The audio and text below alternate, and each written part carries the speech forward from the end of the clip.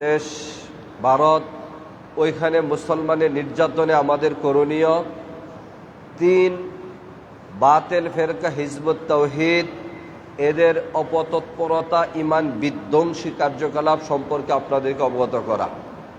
আজকে এই 3টি বিষয় আমার সামনে আছে, খুব সংক্ষেপেই এই ব্যাপারগুলো বলার চেষ্টা করব। মোহতারাম হাজিরিন, প্রথম যে বিষয়টি আলোচনা সেটা হলো আমরা জিলকদ মাসের শেষ দিকে আছি। আগামী সোমবার দিন জিলহজ মাসের 1 তারিখ হতে পারে, যদি 29 মাস যায় জিলকদ, আর যদি 30 হয় তাহলে মঙ্গলবার দিন, আগামী মঙ্গলবার দিন হবে জিলহজের 1 তারিখ। মুহতারাম হাজিরিন, এই জিলহজ মাস আল্লাহ রাব্বুল আলামিনের কাছে অত্যন্ত সম্মানী, তাৎপর্যপূর্ণ, বরকতময় একটা মাস। এই মাসের মধ্যে আল্লাহ রাব্বুল আলামিন আমাদের জন্য বিশেষ কিছু আমলের ব্যবস্থা রেখেছেন। প্রিয় হাজিরিন, আল্লাহ রাব্বুল আলামিন এই 12 মাসের মধ্যে, গত জুমাই আলোচনা করেছিলাম, 4 মাসকে সম্মানিত করেছেন। এই 4 মাস সম্মানিতর মধ্যে জিলকদ, জিলহজ, মুহররম এবং রজব, এই সম্মানিত মাসের মধ্যে একটি মাস হলো জিলকদ এবং জিলহজ। প্রিয় হাজিরিন, আল্লাহ রাব্বুল আলামিন আমাদের জন্য পবিত্র মাহে রমজানে 1 মাস রোজা রাখার পরে পবিত্র ঈদুল ফিতর দিয়েছেন। আমরা গত 2 মাস আগে ঈদুল ফিতর উদযাপন করেছি, 1 মাস রোজা রেখেছি। এরপরে আল্লাহ রাব্বুল আলামিন আমাদেরকে প্রতিদান দেওয়ার জন্য ঈদুল ফিতরকে রেখেছিলেন। ঠিক তেমনইভাবে আল্লাহ রাব্বুল আলামিন আমাদের জন্য জিলহজ মাসের প্রথম দশকে বিভিন্ন ইবাদতের ব্যবস্থা রেখেছেন। জিলহজ মাসের প্রথম দশকে বিভিন্ন ইবাদতের ব্যবস্থা রেখেছেন, যেই ইবাদতগুলো করার পরে আল্লাহ রাব্বুল আলামিন আমাদের উৎসবের জন্য, সেই ইবাদতের বিনিময় গ্রহণ করার জন্য আল্লাহ রাব্বুল আলামিন পবিত্র ঈদুল আজহাকে রেখেছেন। আপনারা জানেন, যে সমস্ত হাজী সাহেবগণ হজে যাবেন, দুনিয়ার বিভিন্ন প্রান্ত থেকে মক্কায় জমায়েত হচ্ছেন, তেনারা হজের কাজ সম্পাদন করবেন। হজের কাজ স্বাভাবিক মতে 7 জিলহজ থেকে শুরু হয়ে যায়, 7, 8, 9 এই 3 দিন বিশেষ করে হজের কাজগুলো। আর 10 তারিখে, জিলহজ মাসের 10 তারিখে তিনারা প্রথম কঙ্কর নিক্ষেপ করে মাতাকে হলক করে হজের কাজের একটি পরিসমাপ্তি হয়। এই যে কোরবানি করা, মাতাকে হলক করা আর কঙ্কর নিক্ষেপ করা, এই যে ঈদুল আজহাকে উদযাপন করা হাজী সাহেবদের জন্য, এটা তো এই জন্য যে একটা লম্বা সময় তারা কাজে ছিল, মেহনতে ছিল, ইবাদতে ছিল। সেই ইবাদতের প্রতিদান গ্রহণের জন্য আল্লাহ রাব্বুল আলামিন তিনাদের জন্য পবিত্র ঈদুল আজহার ব্যবস্থা রেখেছেন। আর যারা হজে যায়নি, আমরা যারা হজে যেতে পারিনি, আমাদের জন্য আল্লাহ রাব্বুল আলামিনের পক্ষ থেকে জিলহজ মাসের প্রথম 9 দিন বিশেষ ইবাদতের ব্যবস্থা আমাদের জন্য রেখেছেন।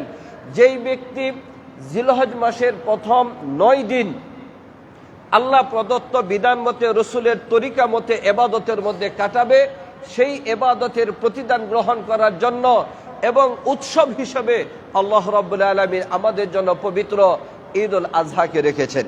আল্লাহ রাব্বুল আলামিন কোরআনে কারীমের মধ্যে বলেন, ওয়াল ফাজরি ওয়া লায়ালিন আশরি ওয়াশ শাফঈ ওয়াল ওয়াতর।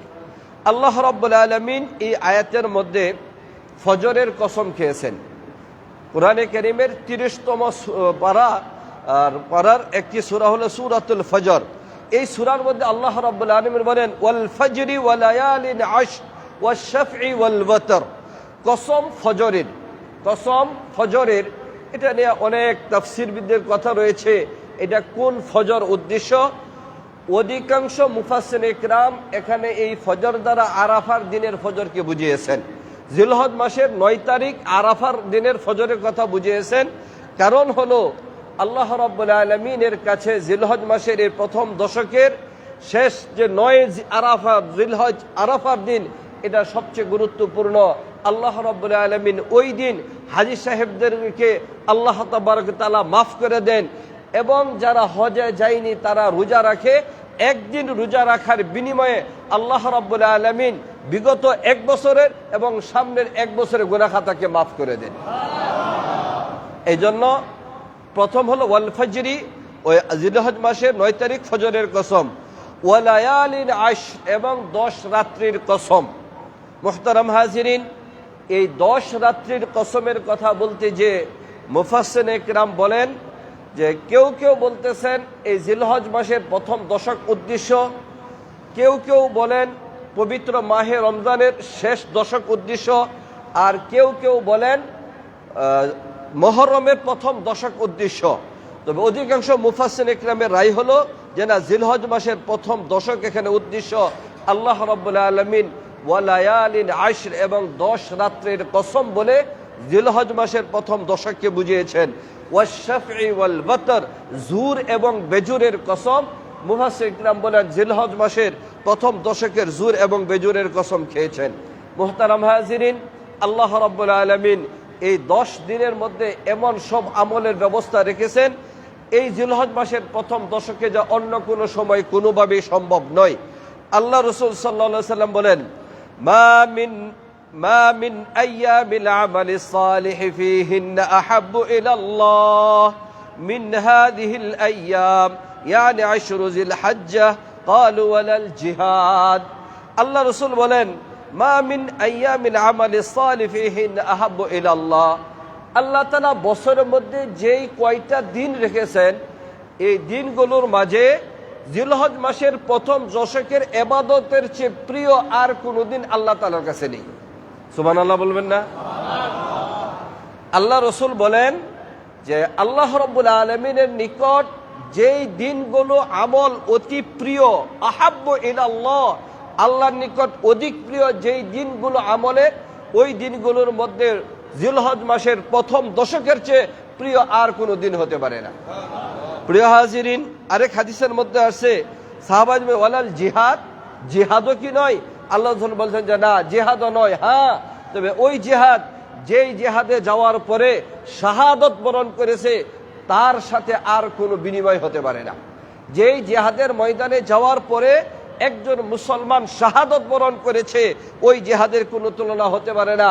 সামনে সে আলোচনা আসতেছে, ভারতের মধ্যে যেই অবস্থা বিরাজ করতেছে, ওই সুবিন্দ না কুবিন্দ সে যেই পরিমাণ এই পশ্চিমবঙ্গ মুসলমানের উপর নির্যাতন করতেছে, এদেশের বাংলাদেশের ধর্মপ্রাণ মুসলমানের জন্য জিহাদের ময়দানে শাহাদতের তামান্না নিয়ে ঝাঁপিয়ে পড়ার সময় আসতেছে, আসবে সে আলোচনা ইনশাআল্লাহ। মুহতারাম হাজিরিন, আরেক হাদিসের মধ্যে আছে আল্লাহ রাসূল বলেন, মা মিন আইয়ামিন আহাব্বু ইলাল্লাহি আন ইউতআব্বাদা লাহু ফীহা মিন আশরি জিলহজ্জা ইয়াদিলু সিয়ামু কুল্লা ইয়াউমিন মিনহা কা বিসিয়ামি সানাতিন ওয়া কিয়ামু কুল্লা লাইলাতিন মিনহা বিকিয়ামি লাইলাতিল কদর। আল্লাহ রাসূল সাল্লাল্লাহু আলাইহি সাল্লাম বলেন যে আল্লাহ রাব্বুল আলামিনের নিকট প্রথম দশকের আমলের মর্যাদাটা কিরকম?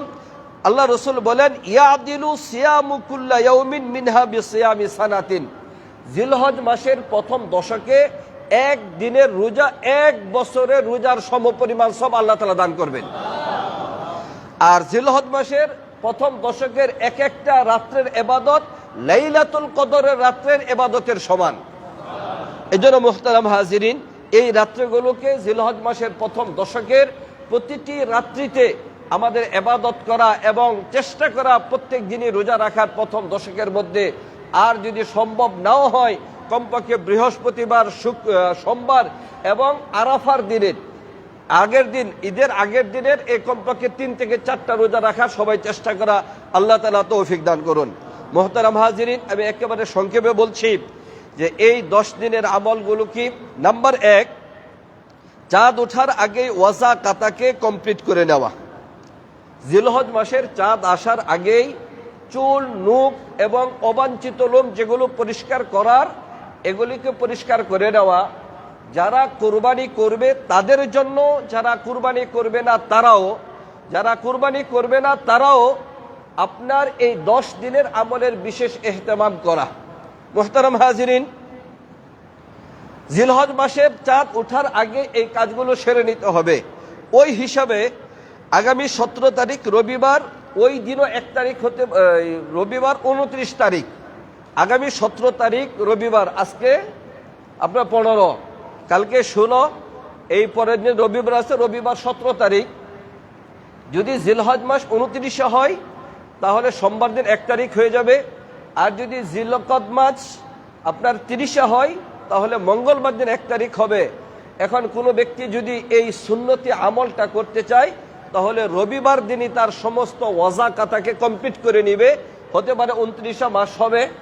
মুহতারাম হাজিরিন, হাদিসে পাকের মধ্যে আছে আল্লাহ রসুল বলেন, ইদা দাখালাল আশরুল ওয়া আরাদ আহাদুকুম আন ইউদাহি ফালা ইয়ামুসসা মিন শা'রিহি ওয়ালা মিন বাশারিহি শাইআ। আল্লাহ রসুল বলেন, যখন তোমাদের কাছে জিলহজ মাসের শেষ দশক চলে আসে আর তোমরা কেউ কুরবানি করার ইচ্ছা করো, ফালা ইয়ামুসসা মিন শা'রিহি ওয়ালা মিন বাশারিহি শাইআ, সে যেন তার চুল মুছ নখ এমন কোনো কিছু না কাটে। ঈদের দিন জিলহজ মাস 10 তারিখে কুরবানির দিন কুরবানির জানোয়ারকে জবেহ করার পরে তার চুল মুছ নখ অবাঞ্ছিত লোমকে পরিষ্কার করবে, এটাও আরেকটা কুরবানির সওয়াব পাবে। সুবহানাল্লাহ। যারা কুরবানি করবে তারা তো অবশ্যই এই আমলটা করবে, যারা কুরবানি করবে না তারাও করার চেষ্টা করবে। আল্লাহ রাব্বুল আলামিন ওই 10 তারিখ জিলহজ মাসের কুরবানি করার পরে সে যখন তার এই সমস্ত মুছ নখ চুল অবাঞ্ছিত লোম পরিষ্কার করবে, আল্লাহ রাব্বুল আলামিন তাকে একটা কুরবানির সওয়াব দান করবেন। এই জন্য মুহতারাম মুসলিমিন, আমরা সবাই চেষ্টা করব এই আমলটাকে করার জন্য। জিলহজ মাসের চাঁদ দেখার জন্য চেষ্টা করা। রবিবার দিনই রাত্রে সকলের উপর এটা ঈমানি দায়িত্ব এবং সুন্নত যে পবিত্র হজের চাঁদ, জিলহজ মাসের চাঁদ আকাশে উঠেছে কিনা রবিবার দিন সন্ধ্যায় এটা আকাশে খোঁজা। আমরা ইলেকট্রনিক মিডিয়ার উপর নির্ভর করে চলি, এখন এই সুন্নত যেন বিলুপ্তির পথে না। এটা একটা নবীওয়ালা সুন্নত যে আকাশে জিলহজ মাসের চাঁদ উঠেছে কিনা এটার খোঁজ খবর নেওয়া, এটাকে দেখার পরে চাঁদ হলে দোয়া পড়া, আল্লাহুম্মা আহিল্লাহু আলাইনা বিল আমনি ওয়াল ঈমান ওয়াস সালামতি ওয়াল ইসলাম রব্বি ওয়া রাব্বুকাল্লাহ, এই দোয়াটা পড়া। প্রিয় হাজিরিন, 3 নম্বর আমল হলো দিনের বেলা রোজা রাখা, রাত্রি ইবাদত করা। জিলহজ মাসের প্রত্যেকটা দিনকে ইবাদতের মধ্যে কাটানো আর রাত্রেও ইবাদতের মধ্যে কাটানো।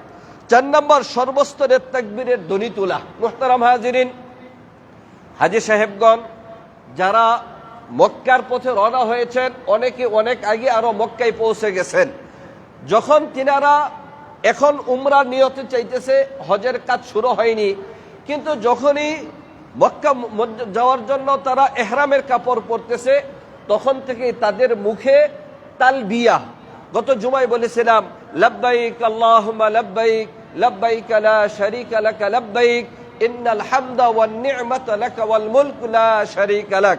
এই যে তালবিয়া, এই তালবিয়ার উচ্চারণ হাজী সাহেবদের মুখে থাকবে।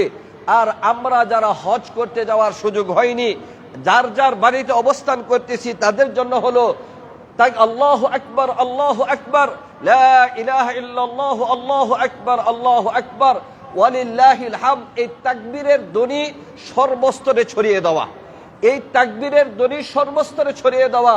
এমনিতে 9 তারিখ জিলহজের 9 তারিখের ফজর থেকে 13 তারিখের আসর পর্যন্ত প্রতিটি ফরজ নামাজের পরে এই তাকবীর বলা একবার করা সুন্নত, যে আল্লাহু আকবার আল্লাহু আকবার লা ইলাহা ইল্লাল্লাহ আল্লাহু আকবার ওয়ালিল্লাহিল হামদ।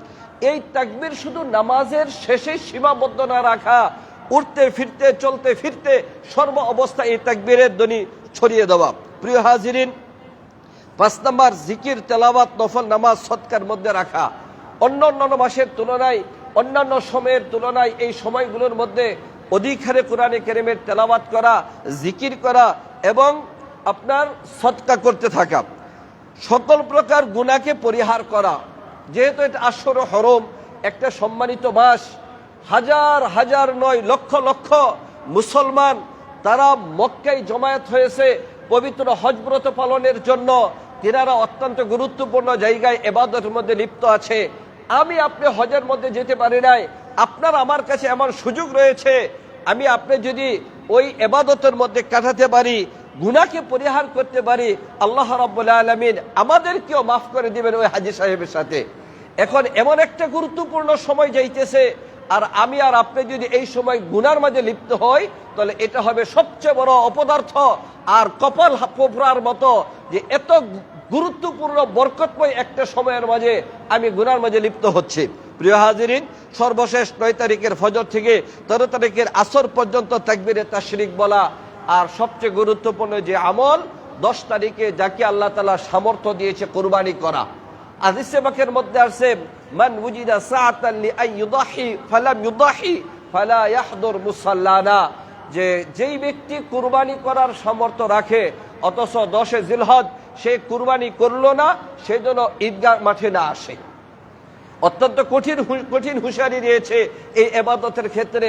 আলহামদুলিল্লাহ, আমাদের সমাজের এই ক্ষেত্রে চিত্রটা হলো যে অধিকাংশ মানুষ অন্যান্য ইবাদতের ক্ষেত্রে, যাকাত দেওয়ার ক্ষেত্রে যতটা না আগ্রহী, সদকার ক্ষেত্রে যতটা না আগ্রহী, তার চেয়ে অনেক আগ্রহী হলো যে কোনো উপায়ে হোক কুরবানিটা দিতে হবে, যে কোনো উপায়ে হোক কুরবানিটা দিতে হবে, এই চিন্তাটা আছে। আলহামদুলিল্লাহ, এটা সাধুবাদ জানাতে হবে। শুধু এইটুকু চিন্তা করতে হবে, আমি যে কুরবানি করতেছি এটা আল্লাহ তাআলাকে রাজি খুশি করার জন্য করতেছি, মানুষকে দেখানোর জন্য আর গোশত খাওয়ার জন্য নয়। এই নিয়তটা সহি রাখতে হবে, এই নিয়তটাকে সহি রাখতে হবে, তাহলে তার এই কুরবানি সওয়াবের পাল্লায় উঠবে। কি পরিমাণ সওয়াব হবে? হাদিসে পাকের মধ্যে আছে, আল্লাহ রাসূল বলেছেন, বিকুল্লি শারাতিন হাসানা, যে কুরবানি করবে আল্লাহ রাব্বুল আলামিন ওই পশুর শরীরের মধ্যে যতগুলো পশম থাকবে আল্লাহ রাব্বুল আলামিন ওই কুরবানি দাতাকে ওই পরিমাণ সওয়াব দান করবেন। মুহতারাম হাজিরিন, হাযিহি সুন্নাত আবিকুম ইব্রাহিম, এটা হলো মুসলমানের জাতির পিতা, মুসলিম জাতির পিতা ইব্রাহিম আলাইহিস সালাতু ওয়াস সালামের সুন্নাত। অতএব কেউ যেন সামর্থ্য থাকা সত্ত্বেও কুরবানি থেকে পিছে না থাকে, এভাবে হিম্মত করতে হবে। কুরবানি জানোয়ারের জন্য চাই একটু ভালো, হৃষ্টপুষ্ট, নিখুঁত, সুন্দর একটা জানোয়ারকে কুরবানি করা। বড় মোটা তাজা অনেক বড় জানোয়ার কুরবানি করতে হবে এটা শর্ত নয়। প্রিয় বস্তুকে, ভালো একটা জিনিসকে আল্লাহর রাস্তায় কুরবানি করা, আল্লাহ রাব্বুল আলামিন সেই তৌফিক দান করুন। আগামী জুমায় আল্লাহ তাআলা সুযোগ করে দেন, সেই কুরবানির মাসলা মাসাইল এবং ঈদুল আজহার মাসলা মাসাইলে আলোচনা করব। দ্বিতীয় যেই বিষয়টি, আপনারা ইতিমধ্যে দেখেছেন যে আমাদের পার্শ্ববর্তী দেশ, ওই দেশে একটা নির্বাচন হয়েছে। এটা যেই দেশে যেভাবে নির্বাচন হওয়ার ব্যাপার, এটা তাদের বিষয়, আমরা ওইটা নিয়ে বলার বিষয় নয়। যদিও ওই বাটফারি, সিটারি আর টাউটারি করে একটা নির্বাচন করে ওরা তাদের বিজেপি সরকার ক্ষমতায় আসছে। কেমন বাটফারি করছে ওরা ক্ষমতায় আসার জন্য বিগত সময় ওই মমতাকে হারানোর জন্য অনেক কৌশল করেছে, কোনো কৌশল তাদের কাজে আসে নাই। এইবার মমতার সাথে অধিকাংশ মুসলমান তাকে সমর্থন করে, মমতা বন্দ্যোপাধ্যায়কে অধিকাংশ মুসলমান সমর্থন করে। আমি এই বেশ কয়েকবার ইন্ডিয়াতে যাওয়ার সুযোগে আমি তাদের ওই অবস্থাটা দেখে আসছিলাম যে মাশাআল্লাহ, মহিলাটা হিন্দু হতে পারে কিন্তু যথেষ্ট পরিমাণ মানে মানবিক গুণ তার মধ্যে আছে। এই সমাজে, এই রাষ্ট্রে বসবাস করে, সে যেই ধর্মের হোক না কেন, তার সার্বিক নিরাপত্তা এটা মমতা চেষ্টা করেছে করার জন্য। কিন্তু সন্ত্রাসী, জঙ্গি, খুনি, ওই যে মোদি কসাই বিজেপির দল, ওইটাকে ক্ষমতায় আনার জন্য যেই অপকৌশল তারা অবলম্বন করেছিল, প্রায় 90 লক্ষের উপরে এরকম মুসলিম ভোটারকে তারা ভোট দিতে পারে নাই। এই কৌশল এনআরসির নামে ওই কৌশল অবলম্বন করেছে, যেই কৌশলের কারণে ওই কংগ্রেস, ওই মমতা হেরে গেছে, আর ওই যে কি শুভিন্দ ও জিতে গেছে। যাই হোক, এটা ওদের নির্বাচনী বিষয়, জিতে গেছে। কথা হলো, ধর্ম নিরপেক্ষ রাষ্ট্র হিসাবে ভারত সারা বিশ্বে তাদেরকে ধর্ম নিরপেক্ষ রাষ্ট্র হিসাবে তারা পরিচয় দেয়, এবং তারা এই কথা বলে এদেশের মধ্যে মানবিক অমানবিক কোনো কাজ হয় না, মানবাধিকার লঙ্ঘন এমন কোনো কাজ তারা করে না। সারা বিশ্বের মধ্যে তারা এই কথা প্রচার দেয়। মুহতারাম হাজিরিন, এই বিগত কয়েকদিন এই নির্বাচন হওয়ার পরে ভারতের মধ্যে মুসলিম সংখ্যালঘুর উপর প্রকাশ্যে যেই পরিমাণ নির্যাতন হয়েছে পৃথিবীর ইতিহাসে কোথাও এই পরিমাণ নির্যাতন হয় না। এই ভারতবর্ষে, এই ভারতের মধ্যে যেই পরিমাণ মুসলমানদেরকে সংখ্যালঘু হিসাবে তাদের উপর যেই পরিমাণ নির্যাতন করা হয়, এমন নির্যাতন প্রকাশ্যে পৃথিবীর আর কোন সংখ্যালঘুর উপর করা হয় না। মুহতারাম হাজিরিন, ইন্দোনেশিয়ার মধ্যে হিন্দু বসবাস করে, এরা কোনোদিন এই কথা বলতে পারে নাই মুসলমান এদের উপর নির্যাতন করেছে। আর আমাদের এদেশের হিন্দুরা, তারা তো জামাই আদরের মধ্যে থাকে, তাদের জন্য মুসলিম একজন নাগরিকের জন্য যেই পরিমাণ সুবিধা সরকার রেখেছে তার চেয়ে অনেক বেশি সুবিধা রেখেছে আমাদের এদেশে হিন্দুদের জন্য। মুহতারাম হাজিরিন, ওই বিষয়ে কথা বলার সময় খুব একটা আজকে হবে না, শুধু একথা বলবো, ওই গত একটা ভিডিওর মধ্যে দেখতেছিলাম, ওই শুভিন্দু বলতেছে যে অখণ্ড ভারত বানাবে। অখণ্ড ভারত বানাবে কিভাবে? অখণ্ড ভারত বানাবে যে অখণ্ড ভারতের মধ্যে বাংলাদেশ, নেপাল, পাকিস্তান, ভুটান, মায়ানমার সহ বিশাল এরিয়া নিয়ে তারা একটা অখণ্ড ভারত বানাবে। সব জায়গায় ভারতের দাদাগিরি, আদের কর্তৃত্ব চলবে। মুহতারাম হাজিরিন, আরেকজন কে যেন ওইখানে তার ভিডিওর পিছনে ভিডিও ছেড়েছে যে হে কি শুভিন্দু, তুমি বলতেছো অখণ্ড ভারত হবে, তুমি অপেক্ষা করো, অখণ্ড ভারত হবে না, সময় আসতেছে তোমাদের ভারত খণ্ড খণ্ড ভারত হয়ে যাবে। মুহতারাম হাজিরিন, ওরা যেই পরিমাণ নির্যাতন, আপনারা সোশ্যাল মিডিয়ার মধ্যে এগুলো দেখতেছেন, একজন মুসলিম বোনকে মা বাবার সামনে, পরিবারের সামনে ঘর থেকে তুলে নিয়ে যাইতেছে, দর্শন করে হত্যা করতেছে। হিন্দু ছেলে মুসলিম বোনকে বিয়ের প্রস্তাব দিয়েছে, সেই প্রস্তাবে রাজি না হওয়ার কারণে কেরোসিন দিলে ওই বোনকে জ্বালিয়ে দিয়েছে। মুসলমান সে গরু লালন পালন করে, তাদের সংবিধানের মধ্যে গরু লালন পালন করার ক্ষেত্রে কোনো বাধা নেই, কেন গরু নিয়ে যাইতেছে? তাকে অপমান করে গোবর ঢেলে দিতেছে মাথার মধ্যে, অকথ্য ভাষায় গালিগালাজ করতেছে, অমানবিক নির্যাতন করতেছে, মুসলমানদেরকে জয় শ্রীরাম বলতে বাধ্য করতেছে। নির্যাতন কতটুকু হয়েছে? মানবাধিকার সংগঠন থেকে বলা হয়েছে গত 4-5 দিনে 35 জায়গার মধ্যে মুসলমানদের উপর নির্যাতন করেছে। ঘরবাড়ি জ্বালিয়ে দিচ্ছে, ব্যবসা প্রতিষ্ঠান বন্ধ করে দিতেছে, স্বাধীন মতে রাস্তায় চলতে দিতেছে না, মসজিদ ভেঙে চুরমার করে দিতেছে। মুহতারাম হাজিরিন, তাদের এই নির্যাতন শুধু এই কথাই আমাদেরকে বলে দেয় যে গজওয়া হিন্দের সময় ত্বরান্বিত হচ্ছে।